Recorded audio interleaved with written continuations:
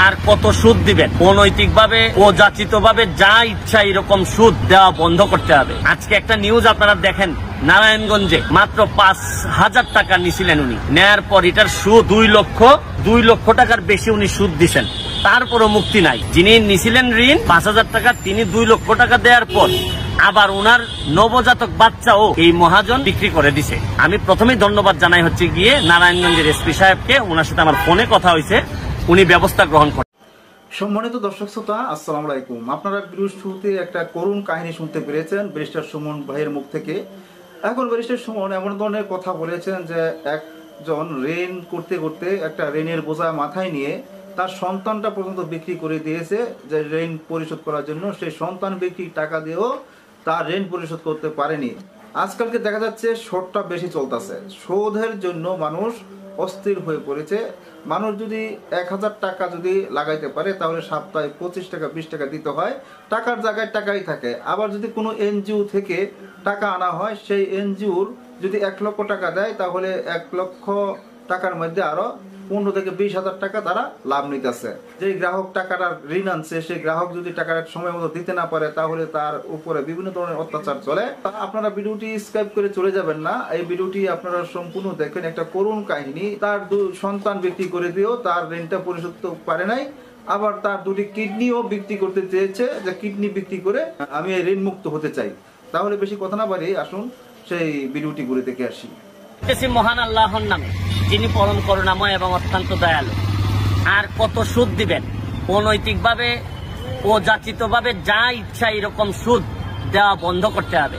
আজকে একটা নিউজ আপনারা দেখেন, নারায়ণগঞ্জে মাত্র 5,000 টাকা নিছিলেন উনি, নেয়ার পর এটার সুদ 2 লক্ষ টাকার বেশি উনি সুদ দিচ্ছেন, তারপরও মুক্তি নাই। যিনি নিছিলেন ঋণ 5,000 টাকা, তিনি 2 লক্ষ টাকা দেওয়ার পর আবার উনার নবজাতক বাচ্চাও এই মহাজন বিক্রি করে দিছে। আমি প্রথমেই ধন্যবাদ জানাই হচ্ছে গিয়ে নারায়ণগঞ্জের এসপি সাহেবকে, ওনার সাথে আমার ফোনে কথা হয়েছে, উনি ব্যবস্থা গ্রহণ করতেছেন। আমার কথা হচ্ছে আপনাদেরকে, সারা বাংলাদেশে এই ভিডিওটা যারা দেখতেছেন, হাইকোর্টের অর্ডার আমরা পাইছি যে যাদেরই লাইসেন্স নাই তাদের আন্ডারে যদি আপনারা লোন নিয়ে থাকেন আর ইন্টারেস্ট যদি আপনি একটা পর্যায়ে দেওয়ার পর মনে করেন বেশি হচ্ছে, কোনোভাবে আর ইন্টারেস্ট দিবেন না। কারণ হচ্ছে গিয়ে লাইসেন্স ছাড়া, সরকারি লাইসেন্স ছাড়া সুদের ব্যবসা করা এটা অন্যায় এবং ইলিগাল। আপনি শুধু কোনোভাবে এটা জানাই দিতে হবে যে এই লোকটা আপনার কাছ থেকে অন্যায়ভাবে অযাচিত ভাবে, এখন কিভাবে বুঝবেন যে এটা অন্যায়ভাবে সুদ নিচ্ছে আপনার কাছ থেকে? আপনি যারা লাইসেন্স সহ করতেছে তাদের মধ্যে আছে যে 100 টাকা যদি আপনি লোন নেন তাইলে প্রিন্সিপালের বেশি সুদ সে নিতে পারবে না। মানে 100 টাকায় আর 100 টাকার বেশি, মানে 100 আর 100 200 টাকা টোটাল আপনার কাছ থেকে নিতে পারবে, এর বেশি আর নিতে পারবে না। আপনি যদি আইনের অর্থ ঋণেও যান তাও দেখা যায় 100 টাকায় টোটাল 200 টাকা, মোট 300 টাকার বেশি আদালতও নিতে পারবে না। এই জন্য আমি আপনাদেরকে বলতে চাই, সারা বাংলাদেশে কিন্তু হাইকোর্টের অর্ডার হয়েছে যে আপনি সারা সকল ডিসি কে বলা হয়েছে, বাংলাদেশ ব্যাংককে বলা হয়েছে এবং বিভিন্ন জায়গায় বক্স স্থাপনের কথা বলা হয়েছে যে আপনার কাছে যদি কেউ অন্যায়ভাবে এইভাবে সুদের ব্যবসা করে সুদ নিতে চায় আপনারা তাদের নাম দেন। আমি আপনাদেরকে বলবো, যারা বিভিন্ন জায়গায় সুদ নিছেন কিন্তু যারা মহাজন, তারা আপনাদের উপর অন্যায়ভাবে দেখা যায় 5,000 টাকা আপনি ঋণ নিছেন কিন্তু 15,000 টাকা নিয়ে নিছে আপনার কাছ থেকে সুদ। আপনি সুদ দেওয়া বন্ধ করেন। আমি বলছি আপনি বন্ধ করেন। আপনি যদি খুঁজে দরকার হলে আমার কাছে আসেন, আপনি ডিসি সাহেবের কাছে যান, ইওনো সাহেবের কাছে যান, গিয়ে আমাদের কথা বলেন। আমি আপনাদেরকে হাইকোর্টের কাগজ পর্যন্ত দিয়ে দিব। কোনোভাবেই এই অন্যায় সহ্য করা হবে না। সুদের জন্য যেভাবে ঘরকে ঘর মানুষকে একেবারে রাস্তায় পাঠাই দেওয়া হয়েছে, রাস্তায় বসাই দেওয়া হয়েছে, এটা এইভাবে চলতে পারে না। আমি আপনাদেরকে বলবো, আমি প্রথম আলোকে ধন্যবাদ জানাই যে এরকম একটি রিপোর্ট সামনের দিকে নিয়ে আসার জন্য। এবং সারা দেশের যে জায়গায় এখন সুদের জন্য যেখানেই নির্যাতন করা হবে, এটা হোক না কেন সে, এটা এনজিও হোক আর যেই হোক, সুদের জন্য যেখানে নির্যাতন করা হবে এখানে আপনারা দাঁড়াই যান। এসপি সাহেবের কাছে কমপ্লেন করতে পারেন, ওসি সাহেবের কাছে কমপ্লেন করতে পারেন, ডিসি সাহেবের কাছে কমপ্লেন করতে পারেন, ইওনো সাহেবের কাছে কমপ্লেন করতে পারেন। কারণ মহাজনরা বিভিন্নভাবে, আপনারা শুধু আইন না জানার কারণে আপনাদের কাছে এই ধরনের সমস্যা করে যাচ্ছে। আপনারা অনেকেই টেরই পাচ্ছেন না যে মহাজনরা এইভাবে আপনার কাছে অন্যায়ভাবে, ওরা বলতেছে যে আমার কাছে কাগজ আছে, চেক আছে, এই করব সেই করব, এগুলা বলতেছে, কিন্তু এরাও জানে যে এরা 2 নম্বরই করতেছে। আইনের আওতায় যদি আপনি নিয়ে আসতে পারেন তাহলে এরা কোনোভাবে আপনার কাছ থেকে আর টাকা নিতে পারবে না।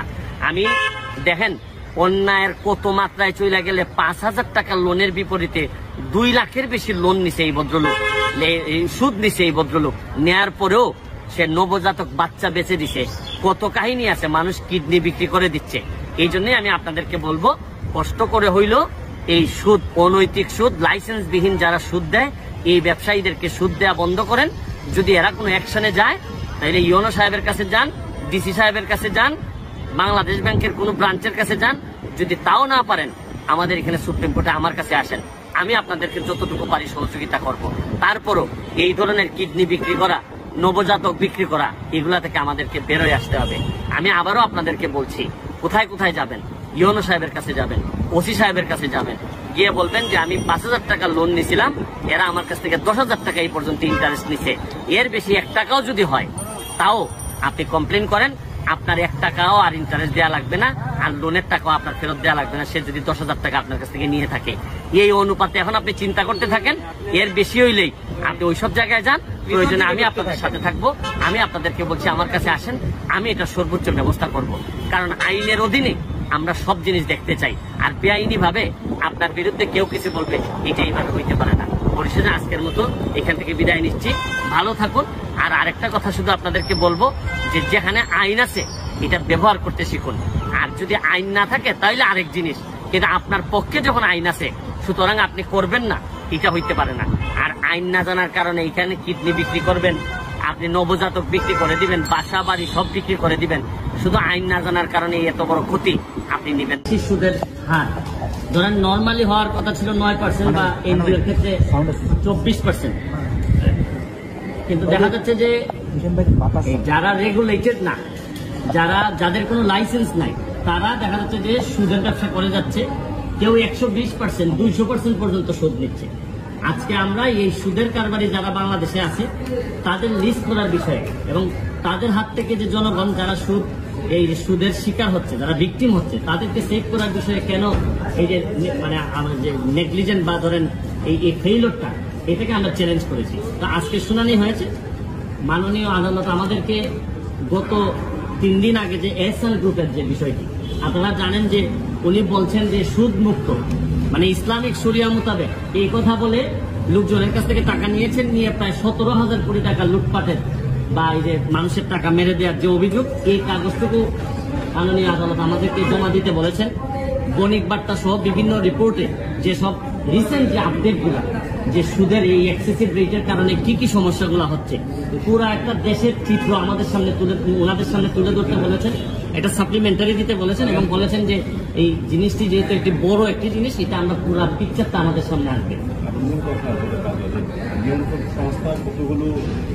আচ্ছা, এখন দেখা যাচ্ছে যে micro credit regulatory authority licence দিয়েছেন 758টি, যারা এনজিও তারা এই যে মাইক্রো ক্রেডিটের বিজনেস করতে পারবে।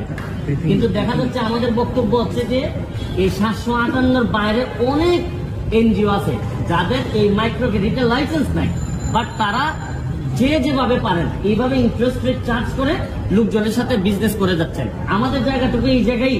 এবং আরো একটি বিষয় হচ্ছে গিয়ে সেকশন 9-এর আন্ডারে মাইক্রো ক্রেডিট রেগুলেটরি অথরিটি যাদের আন্ডার মানে যে সেকশনের আন্ডারে কাজ করে, তাদের ক্ষমতা হচ্ছে গিয়ে যাদেরকে লাইসেন্স দিয়েছেন তাদেরকে তারা নিয়ন্ত্রণ করতে পারবেন। কিন্তু কেউ যদি লাইসেন্স না নেয় তখন তাদের সাথে মাইক্রো ক্রেডিট অথরিটি কথাই বলতে পারবে না। এর মানে আইনে তাদের এই ক্ষমতাই দেওয়া হয় না, মানে outside the purview of the law. বলছেন যে আপনি এই তালিকাটাও দিবেন যে কাদেরকে মাইক্রো ক্রেডিট এই লাইসেন্সটা দেওয়া হয়েছে, এবং সাথে যারা যারা এরকম লাইসেন্স নাই 2-1টা নাম অন্তত আমাদেরকে দেন যারা এই ধরনের ব্যবসার সাথে জড়িত বাট তাদের লাইসেন্স নেই, এবং এটার ইম্প্যাক্টটা কি, সারা বাংলাদেশে কি ধরনের ইম্প্যাক্ট করতেছে, মানুষ কিভাবে সাফার করতেছে। আমরা যেগুলা দিচ্ছি বলছেন যে এর সাথে আরো কিছু রিপোর্ট আপনারা অ্যানেক্স করবেন। আগামী রবিবারে আমাদের সামাজিক চিত্র দেখতে চাচ্ছেন মানে ক্ষুদ্র ঋণের বিষয়ে একটি সামগ্রিক চিত্র দেখার জন্য এই যে এই রিসেন্ট যতগুলা মানুষ এই যে ভিকটিম হয়েছে প্যান্ডেমিক, এই যে করোনা পরবর্তী